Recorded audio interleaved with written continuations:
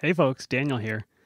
The holidays and some major life and career events kind of caught up with us this season, and so we wanted to bring you a rebroadcast of an episode that we produced way back in 2017.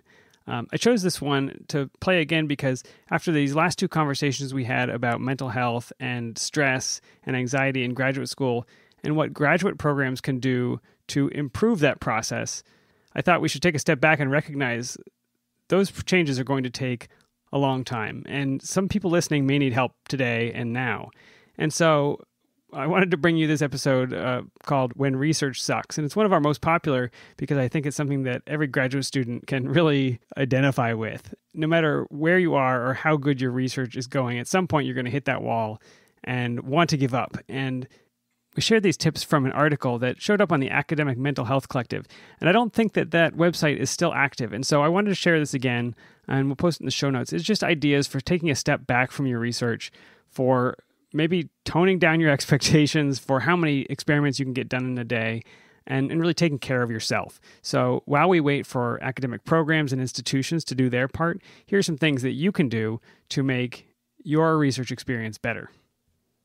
I also want to throw in that next week, I think we're going to come back with a mailbag episode. So if you have some burning questions you would like answered soon, rather than waiting a few months, get those to us. You can email podcast@hellophdcomp1672.com.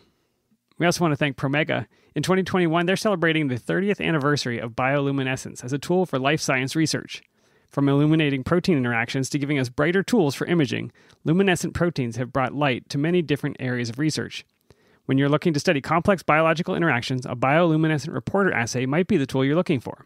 Explore the resources on bioluminescence and learn how it could be applied to your project. Just visit promega.com/hellophd to learn more.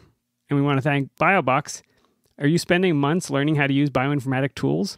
Leverage the BioBox platform to process, analyze, and explore your genomic data without learning how to code. Accelerate your research and sign up for your 30-day free trial at biobox.io. And with that, on with the show. Remember, send those mailbag questions. Lower your expectations. Done.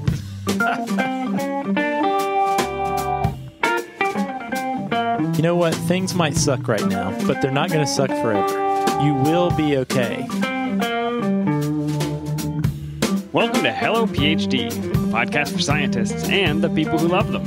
This week, we talk about how to keep some forward momentum when grad school starts to drag. Stay with us.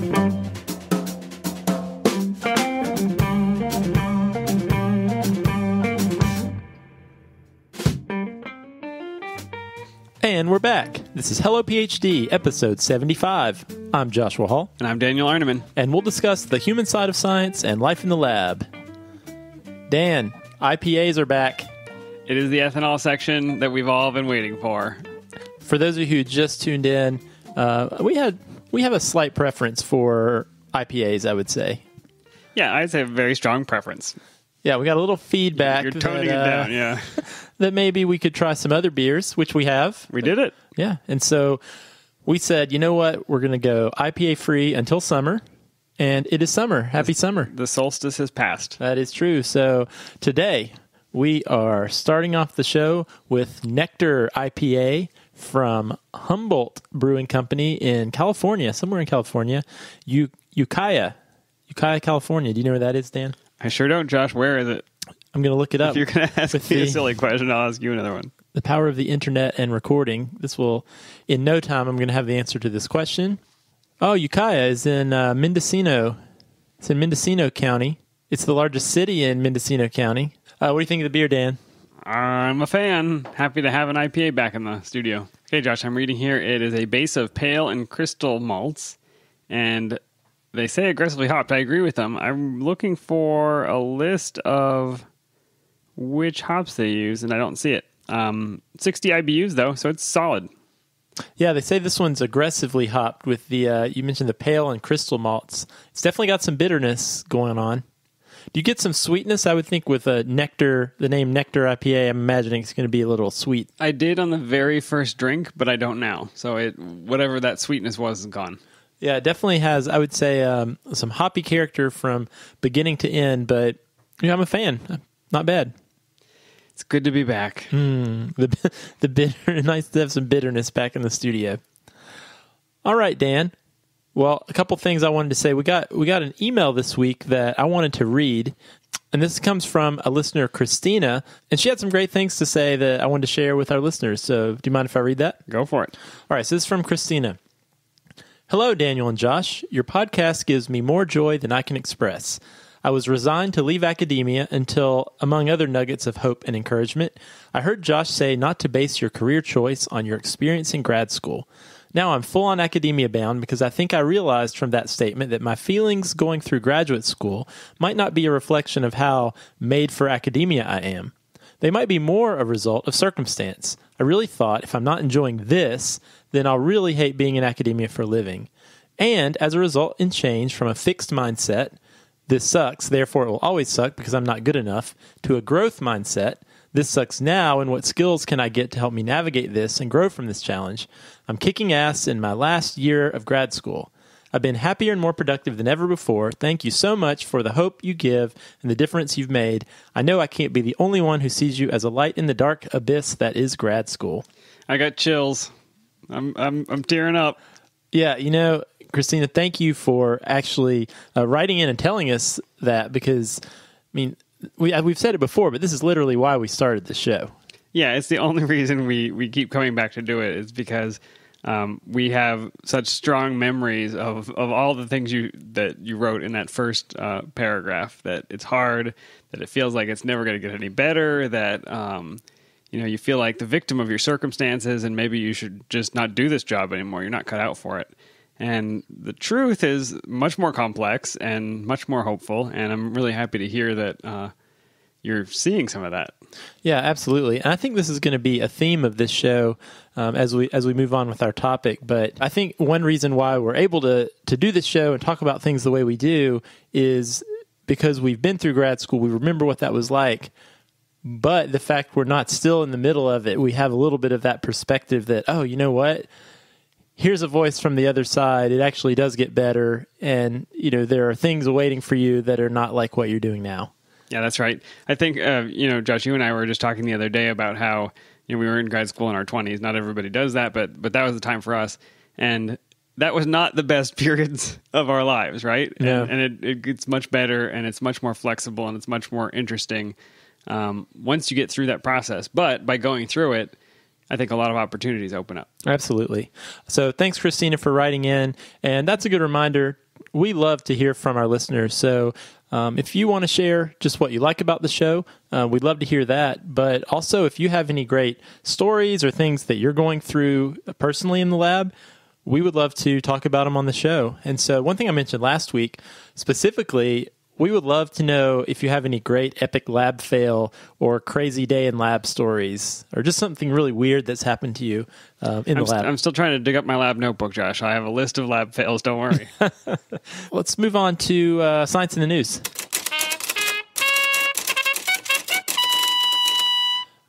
All right, this is a real treat because, Dan, you have a Science in the News this week. I do, Josh. We have been following the Sci-Hub saga for the last couple of years, right? Yeah, we did a whole episode on Sci-Hub. So for people paying attention at home, Sci-Hub is this website that bypasses the paywalls put up by research journals like Science and Nature and any of the Elsevier journals.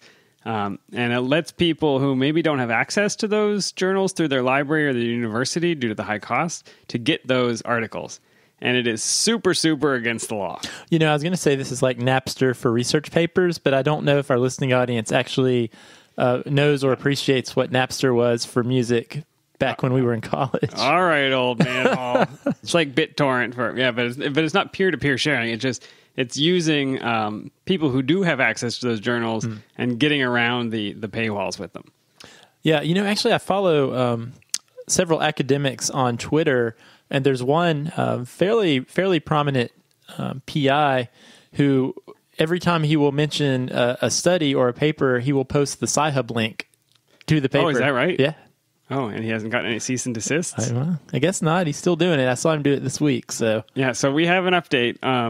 Obviously, we're interested in this story, and we are interested in the implications for publishing, scientific publishing particularly. So what happened this week is Elsevier was awarded a $15 million judgment in a case they brought in New York State against Sci-Hub, and I think specifically against the founder of Sci-Hub, Alexandra Albakayan. She's a Russian, was a researcher and turned programmer who actually developed this platform. So wait a second. So is there jurisdiction there? Great question. I don't. How are they going to actually enforce this judgment? So that's the upshot. The question that springs to mind is like, what does this mean? What is it going to do? Is she going to have to pay this $15 million? She did not show up at the trial. She did not represent herself. You don't say. And she said she would not. She said, I'm not going to go to this. Sci-Hub is still online. They have done multiple attempts to take it down, but they just moved the server to a new place where it remains online. Not that I know. Well, I imagine the server's not in the United States, right? It's not, and it moves around all the time. So it's not in one place at one time. It's in multiple places and many times. So they're unlikely to pay any fines, and this is not likely to take down the website. This is a statement, I think, by the court system about the legality of what Sci-Hub is doing. So, yeah, Dan, this seems very similar to what the music industry went through, maybe 5 years ago, where there was all the peer-to-peer sharing and all that was going on, and the major record labels really didn't like it, and so the response was, well, we're going to start going after individual people to make a statement. We're going to levy these huge fines against them. But really, this cat's out of the bag. The information's out there. Let's say Sci-Hub gets shut down. How long before the next Sci-Hub pops up somewhere else? And there's more than one service like this already. Absolutely. So you're absolutely right. And I think the analogy to the music industry is a really good one, because the music industry went after not individuals necessarily who downloaded a song or five. They went after people who were uploading songs. So they were trying to go after the source and slap them with really heavy fines to discourage people who would share. That's what they've done here with Sci-Hub. But of course, the fine is not going to stick.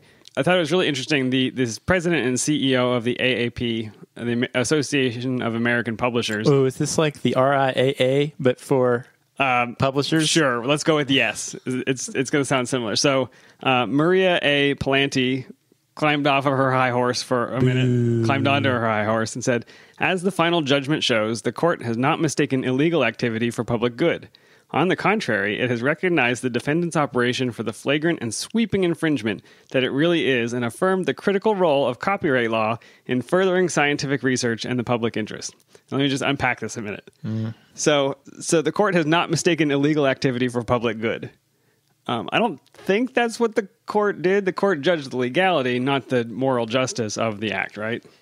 Yeah, I would say emphasis mine on Maria's statement, right? Right, and I think her final statement is really interesting to me, which is the critical role of copyright law in furthering scientific research and public interest. Yeah, really... What does that mean? Yeah, no, seriously, I think we owe a lot to copyright law for scientific advancement, right? What? Are you trolling me? Yeah. Okay. I think that's the most ridiculous thing I've ever heard. The critical role of copyright law in furthering scientific research for public interest. It's too bad that's ridiculous. We never learned about Gregor Mendel's pea experiments because he didn't have it copyrighted. Leave it to us inside the paywall. And so this is where I think many scientists are, which is, yes, it is illegal. It violates a law that's on the books. But is there a moral justice? Is there a component of this that this research should not be locked up behind paywalls, because it is obviously funded by, in most cases, government dollars that pay for the materials and the work. They pay the salaries of the researchers who are doing the peer review. And then governments and universities and libraries are the ones paying for access to the journals. So they're paying 3 times for this research. And at the same time, these publishing companies are making something like 36% profit. Which is more than Apple and Google and Amazon. I wonder if maybe like happened with to go back to the music industry analogy, I wonder if we're on the cusp of a fundamental change. Because with the music industry, what eventually happened is they realized, okay, we have to rethink this. And now we have these things like Spotify and Apple Music, these cloud-based subscription services where you pay one fee and you get access to everything. I wonder if this could be a future where, some of these publishers decide, okay, you know what? Just going after individual lawsuit by individual lawsuit, this is not going to do anything. So let's band together and have this one unified subscription service where you get access to everything as kind of a last stand. I don't know. Yeah. I think you're onto something though, Josh. It's the Sci-Hub and the sites like it are not going to be the answer. Just the same way that outright piracy of music was not the final solution. But I think scientists publishing in open access journals making that choice, that's a better way to slay this giant than trying to get around the copyrights. Yeah, and I've talked to a number of faculty who are bypassing some of these higher profile journals to publish in open source journals. But I'll say also, Dan, I had some personal experience with this. The NIH is very serious about this public access policy. And our listeners might remember we discussed this on the Sci-Hub episode. But any research that's funded by government dollars, by NIH dollars, is now required to be uploaded into this database, this PubMed Central, that's accessible to the public no more than a year after the publication date. And I will say, Dan, I recently put in a grant, and there was a paper associated with this grant that did not have a PMC ID, which is a PubMed Central ID indicating it's been uploaded in that database. And they have people who are going through grants making sure that all the publications that are federally funded actually comply with this public access policy. So I think that's really great. Yeah, that is great. And there's an article out just this week from The Guardian that I think is really worth reading. It's called, "Is the Staggeringly Profitable Business of Scientific Publishing Bad for Science?" And it's one of their long reads written by Stephen Branyi. And it details the history of how we got this method of publishing scientific papers. It's not that it was always this way in the 1600s and 1700s. It really grew up in the middle of the last century, and it has some big implications for how science is done. And one of the most interesting parts of the article is how difficult it is to dismantle this system. There have been attempts in the past, and they have failed. Man, we should do a whole episode on that. Yeah, Dan, something that's always struck me as a little odd is these for-profit scientific publishers. One of the huge labor-intensive parts of publishing science is the peer review process. And the scientists who are acting as peer reviewers for these for-profit journals are not being paid. They're doing it as volunteer labor on top of that, right? So yeah, they're being paid by their institutions. So somebody's paying them for this time. But they're not being paid for that time. No, they're not. Right? Yeah, they're not being paid by the person making the money off of the article being published. That's great. Yeah. Wow. So totally wild. We're going to continue to follow this story. I don't think it's anywhere near an ending, or maybe not even near a middle. Clearly, these sites are going to be difficult to take down, and they're going to continue to have an impact on scientific publishing. Can we make an official Hello PhD statement that the Hello PhD podcast is decidedly pro-public access for scientific research? If you haven't figured that out by listening yet, then we talk about it so often because it's so important. It is the currency of science, as we often say, but it's the way we build on what we know is by publishing. If we do it the wrong way, we're going to be much slower at learning and draw the wrong conclusions, I think. No, you're right. And something you said really did strike me is, at least in the United States, the vast majority of research is publicly funded. Right, that's taxpayer dollars, right? That's everybody who's walking around out there, whether they're a scientist or a pizza chef or they're a plumber. Part of their paycheck is going to fund this work that hopefully is going to benefit the society they live in and maybe their life, their health. But they don't have access to see what we're doing, right? And that's not a good situation. So stay tuned. We will keep our eyes on it. And that was Science in the News. Great. Thanks, Dan.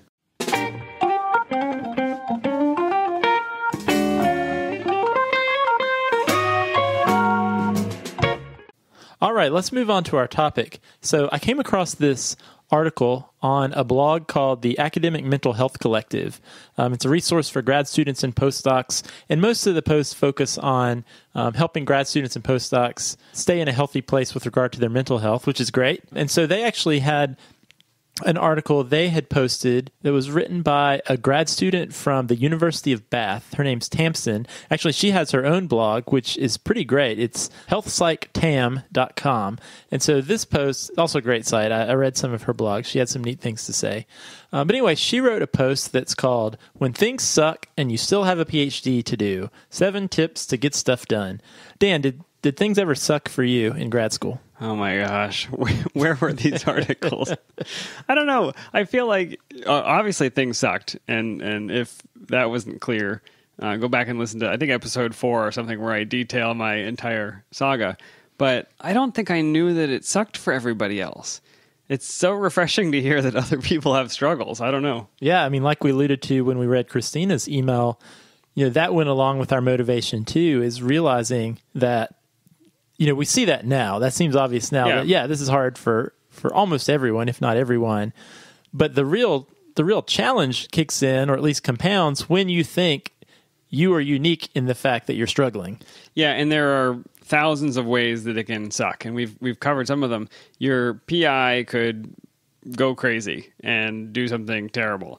Your experiment could fail. Your mouse colony could die. Your cultures could get contaminated. Your best friend could have a problem. It goes on and on and on, and it's never the same story. Mm-hmm. But what it leads to is demotivation, a feeling of just totally being stuck, and then looking out at this 100-mile long road that you've got to continue to walk down, or you're not going to get that degree at the end. Yeah, I mean, it feels like forever when you're in the middle of it. And I really do think that one of the key factors of PhD training that makes it so stressful, or at least makes the stress worse, is this lack of a finite ending to it. I totally agree. Yep. You have no clue when you're going to be done. If you're a med student or a dental student, on day one, if I do all the stuff on this date, 4 years from now, I'm going to have this degree.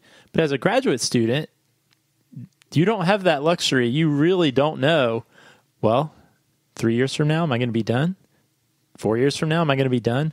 I don't know. And it's not the same skill set you got to use in your other schooling where I'm going to study and I'm going to take tests and then I'm going to study and then I'm going to write papers. And when I do that, then I'm done. In research, I've got to get experiments to work, and no one's ever tried this before, and this reagent, doesn't actually work, and I've got to come up with a new one and send away, it's on and on and on and on, and it can really, I think, wear on your soul when you're going through it. Yeah, absolutely. So one of the quotes from the intro to this article, I think this really frames the importance of having this discussion. It's inevitable that during the course of a PhD, personal issues will come along, but they don't have to mean the end of your doctoral pursuit. And in fact, they could help you find a new way of doing things that will help you in the future. So I was having a conversation with a couple of grad students late last week. It was a 3rd and 4th year grad student. And we were talking about just this very thing, that inevitably at some point during your PhD, things will suck. And so they were kind of going through some of the frustrations they were experiencing at the moment. And we talked about how really everyone who is doing research at the graduate level or as a postdoc, your project's going to hit a wall. You're not going to know what to do next. You're not going to know where to turn. Maybe you'll have tension with your advisor. You'll have anxiety about your career. Is this even what I want to do, et cetera, et cetera. And, then I was pairing that thought that, okay, everyone in grad school hits this wall and has this stress and has this doubt, with the other side, which is, our own experience, the people we know that we went to grad school with, and also a lot of the people we've met and talked to who are on the other side of graduate training. And I don't know, Dan, almost without exception, almost everyone I know post-PhD is pretty happy and satisfied with their career, and certainly in a much better place than they were when they were in grad school. Yeah, it's night and day for many of us, how different it feels to be on the other side of it. So yes, I agree with you. Yeah, and in many cases, you needed that degree to get to the place you are, to get to this fulfilling career. But I think what can be really, really critical is maintaining that perspective that, okay, you know what? This is not my final destination, right? This is my temporary stepping stone to somewhere else. This is a holding ground. I'm not going to be here. This is not my forever. Right, and we heard that in Christina's email earlier. She said, I feel like because this is bad, that I'm just not the right person to do science for the rest of my life. And I think what you're saying is, yep, this can be bad, and you're still the person that should be doing science forever. Yeah, absolutely. There's not a way to draw a conclusion from your grad school experience necessarily that this is the worst path for you. Yeah, I liken it to being a parent. So I don't know if any of our listeners have kids. I know you do, Dan. I got kids.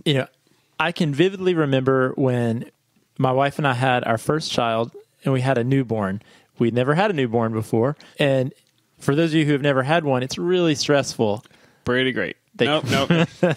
They cry, they don't sleep, they can't communicate with you, so you don't know what's wrong. And doctors recommend you do not shake them. That's right. We do know that. But I remember being in the middle of that. This is really hard. We're not sleeping. Things aren't going well, but we don't know how to make it better. And I remember at one point just telling my wife, like, I don't think I can keep doing this. And you can't take it back. Well, and the hospital won't take them. Well, I heard you can actually drop them off at the fire station now. But you didn't. But I didn't. Yeah, we didn't. And I'm glad. We didn't, just to set the record straight.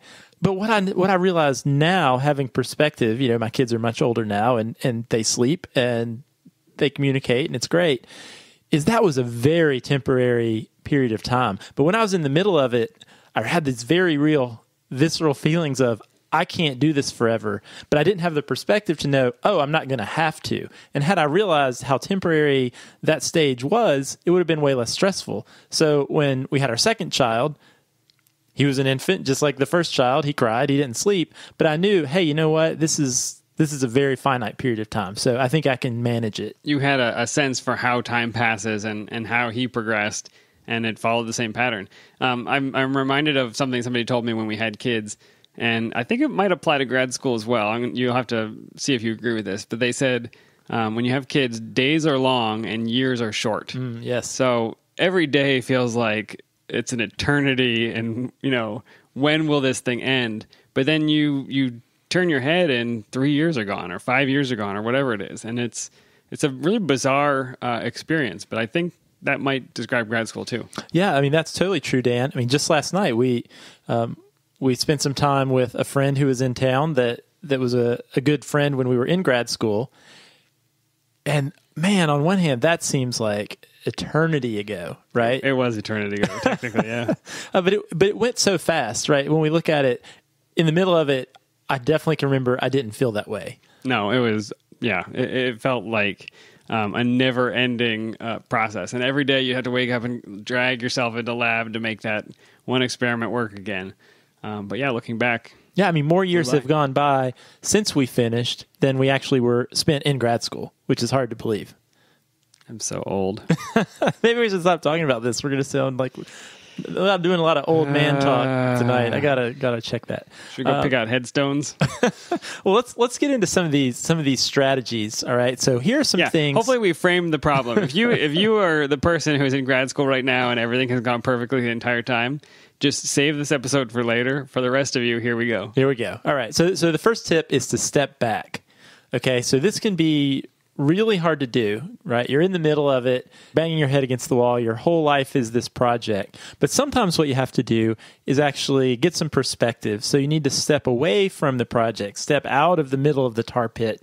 And what this distance can do is this can allow you to get a more broad perspective. And so the idea of this is just to kind of assess, almost like if you were the Jane Goodall who's kind of taking a look at what's going on in this situation, to really analyze, what's my problem here? What am I actually struggling with? Is it a scientific problem? Maybe. Or is it an emotional problem? Am I stressed? Am I overextended? Because what you do next will differ depending on what the problem actually is, but sometimes it can be really hard to determine what the problem is when you're right in the middle of the fire. I can imagine this taking a number of different levels, like you're saying. So I remember talking with you once about when you went and explained your research to high schoolers or something like that, you developed a new love for it, right? You stepped out of the day-to-day work in the lab. You put your research in the context of how it was actually helping society, and it made you appreciate it again. Mm-hmm. I could also imagine I'm banging my head on this experiment because I said I was going to do it, but then if I step back a little bit and I say, well, this figure doesn't make any sense in the paper I'm trying to write. there's another experiment that would be much better. Maybe I don't need to do this at all. But I think we get into this situation where it's like, I got to get this PCR to work, and I'll do it and do it again and again and again and again, when it turns out maybe that's not even the experiment you should be doing. No, that's totally true. And I think one of the things you're touching on is don't lose sight of the why, right? Because it's so easy when you're a grad student, a postdoc, you're at the bench technically doing things every day. Your whole life can easily become about getting that PCR to work, getting the right primers that are gonna work. Why are they not working? But on its face, that's not very interesting, right? But what you have to do is not totally allow yourself to disconnect that those day-to-day tasks you're doing with the big picture of the importance of what you're doing and how it fits into some broader context. How does it fit into this paper? How does it fit into my field? How does it fit into my career path? I mean, they're all different questions. How is this beneficial to society? Why is this exciting? Because, I mean, I would hope at some point when you decided to choose that thesis advisor or join that lab, there was something about that research that you thought was important or cool. So try not to lose that connection with your day-to-day experiments and that really cool thing that initially motivated you. All right. So the next thing, once you've stepped back and you've kind of identified what your problem is to be honest. Okay. And so this is not just being honest with yourself about what you're struggling with, but identifying what type of struggles you're having may indicate you need to be honest with some other people to seek out some support. So, for example, maybe you need to tell some of your friends and colleagues that, or maybe you need to tell some of your friends that you're having a hard time. Maybe you've disconnected from some of your support network because you've been so wrapped up in your project and in your research, and maybe that's actually what you need. Or maybe you need to talk to your research advisor, or you need to talk to a director of graduate studies in your department because you really are having some technical issues that you don't know how to address. And maybe it's time to bring in some scientific support also to get some new ideas.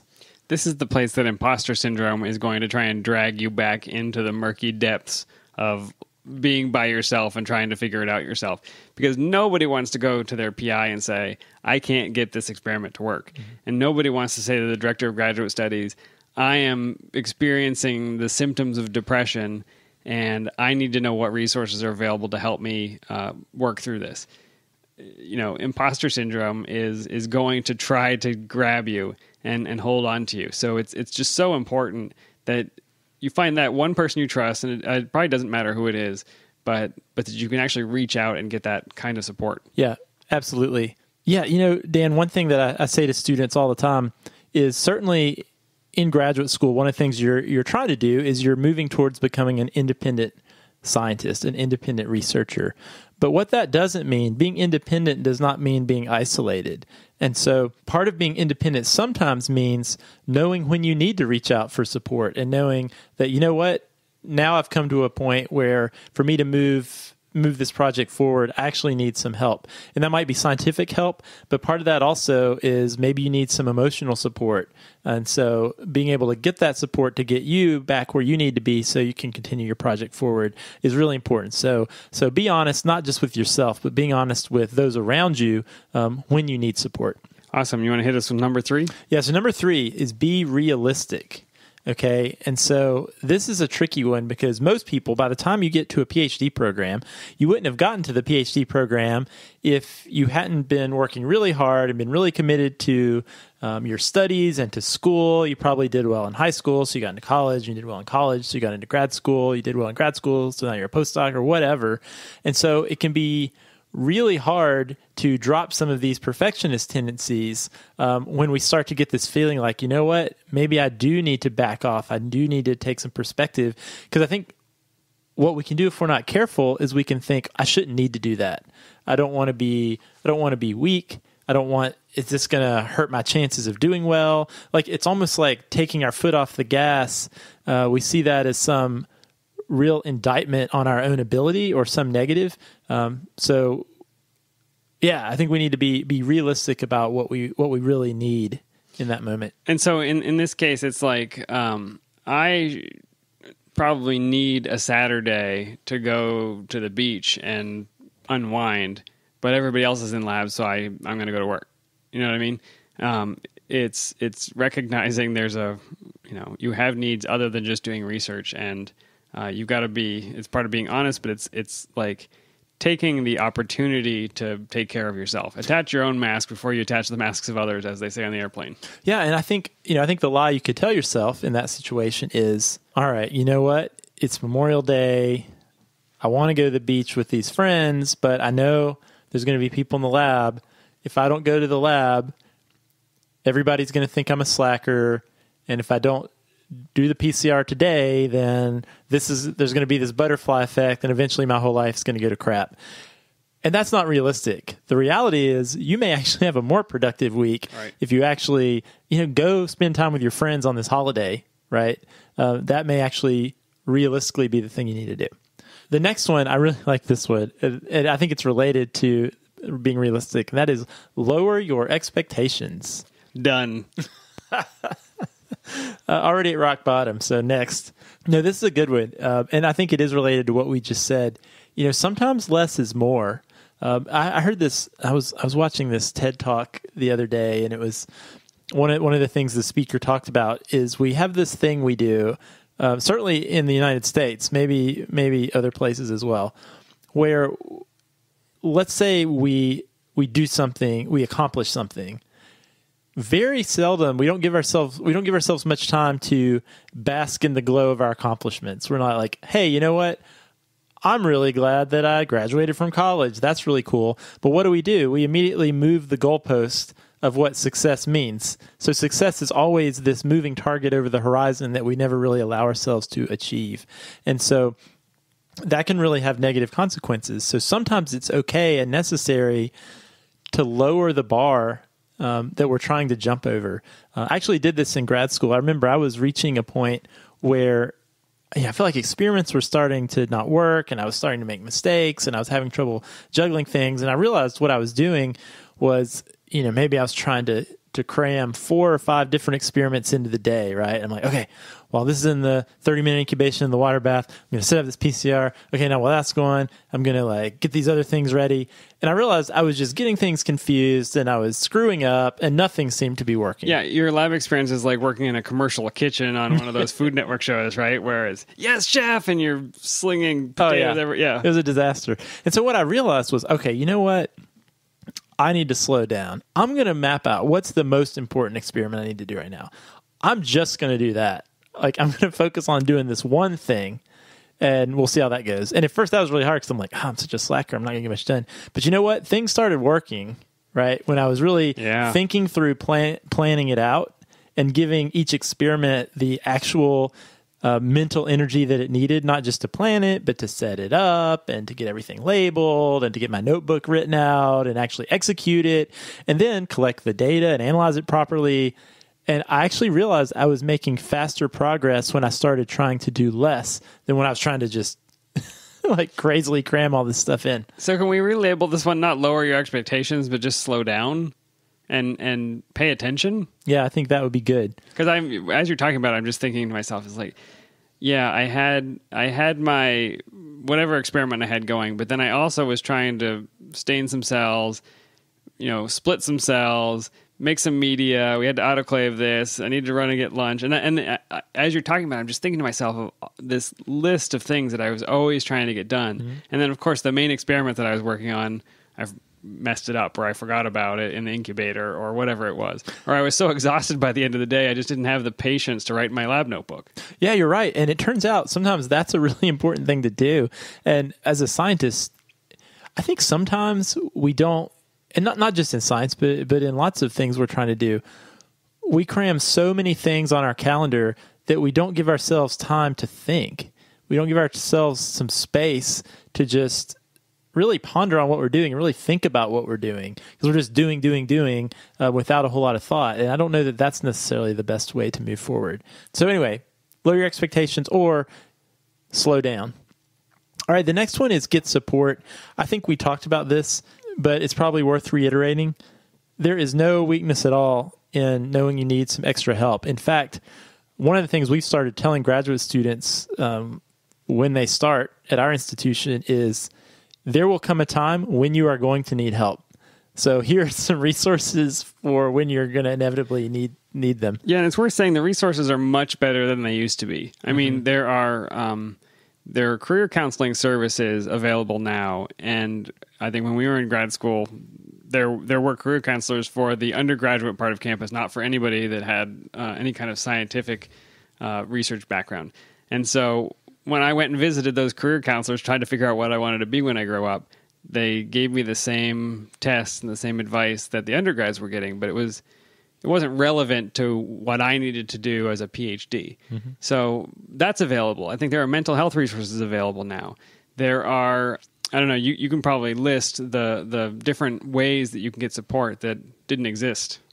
Yeah, and sometimes it's just a matter of, again, I mean, a lot of these kind of fuse together. It could just be having an open and honest conversation with your PI, or going and talking to a trusted member of your committee that, like, I'm really struggling right now.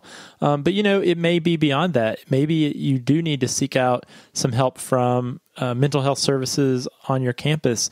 I remember when I was in grad school, I was writing my dissertation, and I had an anxiety attack during that time. And it happens. It absolutely happens. And I realized, what I need to talk to somebody about this. So I went out in the community and I found a counselor that I could just talk through some of these things for a couple months while I was writing my dissertation. And that was super helpful. And I'm glad I did that. There's no shame in that. There's no weakness in that. Part of being strong is knowing when you need help. And along those lines comes the next one. That is think ahead. And I alluded to this just a second ago, Dan, and that is, you will face challenges. So what's important is anticipate what challenges you might face and then develop a plan for how you might deal with that when it happens. And this is kind of the best case scenario, right? Not waiting till you're in crisis to come up with an idea of what you're going to do, but almost having, I'm not saying you have to write it out, but maybe you could. When I get to a point where I feel overwhelmed or stressed, here's what I'm going to do. And you think about those things when you're in a place that is less stressful. And so some of these things could be, inform yourself about, okay, who is my director of grad studies? What does that person do? What are the counseling services available on campus? What are their phone numbers? The insurance that I get as a student or postdoc, what does that cover? Does it have mental health coverage? That way, when you're in the middle of crisis, you don't have to figure out these things that are going to add additional barriers that are going to prevent you from getting the help you need. Yeah, you're not going to want to do the in-network, out-of-network cost comparison when you're... No, you're going to say, screw it, I can't think about this right now. And it might also be something simpler. It might be starting a support group with other students when things are going well. Dan, that's something we did. We had a quarter-life crisis support group when we were in grad school. I mean, we didn't plan for it. It just happened. But yeah. And that was literally just us getting together on a certain day of the week, having a beer together and just talking about what was going on. Yeah, that's right. Part of this, I think anybody listening to the podcast right now is getting the benefit of some of this, right? We get emails and tweets and things from current students and postdocs. We have our own experiences. We interview different people in the field, and what they're telling you are about their experiences. And so you're getting a taste right now of, okay, well, I might not feel that way today, but if I ever, need to know what to do when I have a panic attack, when I'm writing my dissertation, here's an example of somebody else who went through that, and here's what I can do about it. So just being part of this podcast conversation, I think you're hearing about things that hopefully you never have to face personally, but if you do, you've got a resource and a story that backs it up. Absolutely.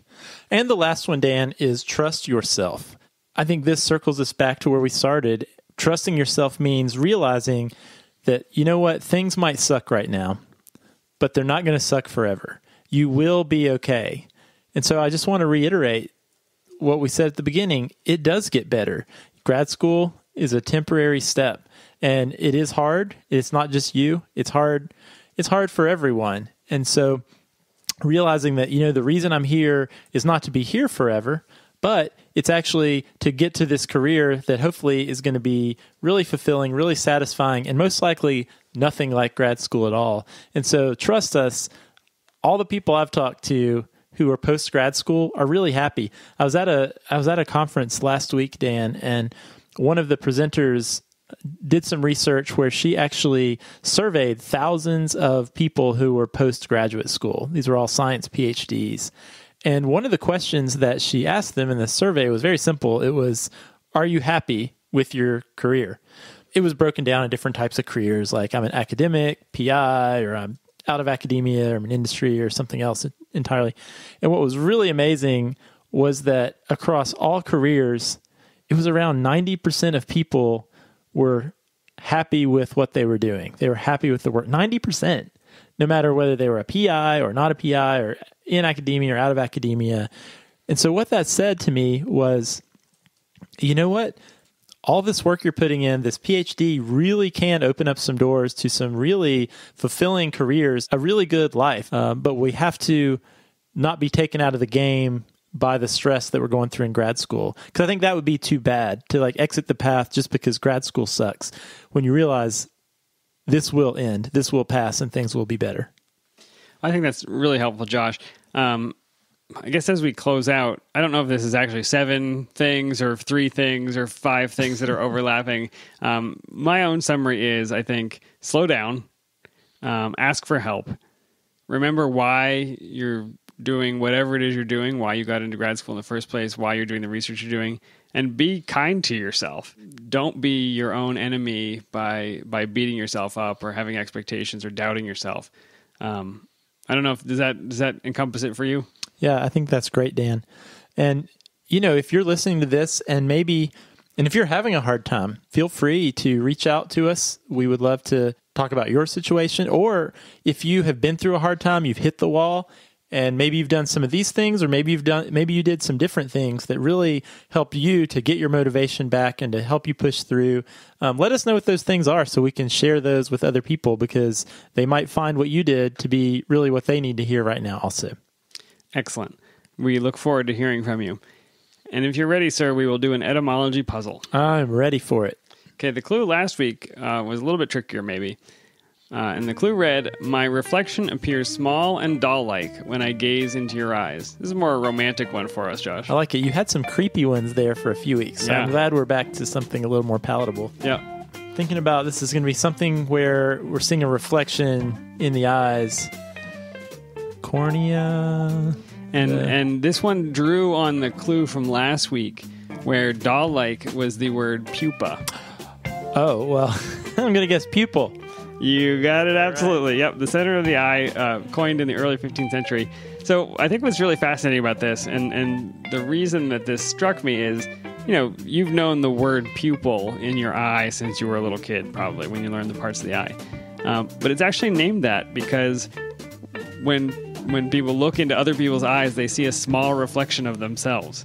And so it's this word pupa, which is, or pupilla, which is a little girl doll or like a small person, the diminutive form. So I think it's... and a doll is sort of weird, like a... Yeah. So how does this... actually, I think maybe I can figure this out. But we also use the word pupil for a student. Yeah, so pupa and pupilla is a doll or a puppet or an undeveloped thing. And so that's where those words come from. Mm-hmm. But I wanted to read you a quote from Plato. He said, self-knowledge can be obtained only by looking into the mind and virtue of the soul, which is the diviner part of a man, as we see our own image in another's eye. Isn't that beautiful? I love it. I don't know what it means. Isn't it an upside-down reflection? I actually don't know. No, yeah, you're not allowed to get that close to me to stare into my eye. All right, Dan, I'm coming in. Across the studio. Get away. Okay, so our winner this week was Sarah, and she got the correct answer, pupil. She also wrote, thanks for the great show. Y'all have helped me. Y'all, I love that. Yeah. Y'all have helped me stay in and make it through some tough times in grad school. Now I'm theoretically defending in December 2017. So yay, congratulations on winning the puzzle, but more congratulations on being able to finish up. Yeah, well done. So here's your clue for next week, Josh. This one's relevant for summertime. If you spot a snake with twisted colors, walk the other way. Its fishhook teeth are venomous. Read it one more time. If you spot a snake with twisted colors, walk the other way. Its fishhook teeth are venomous. Remember, I'm looking for a scientific word described by the clue. In this case, it's a genus and species. Oh, jeez. Oh, you love these. Once you get it, you'll find the literal meaning of that science word as a phrase in the clue itself. If you think you know the answer, email it to puzzle@hellophdcomp1672.com. We'll randomly select a winner from all the correct responses and send the lucky puzzler an Amazon gift card. All right. Thanks, Dan. This was a great discussion this week.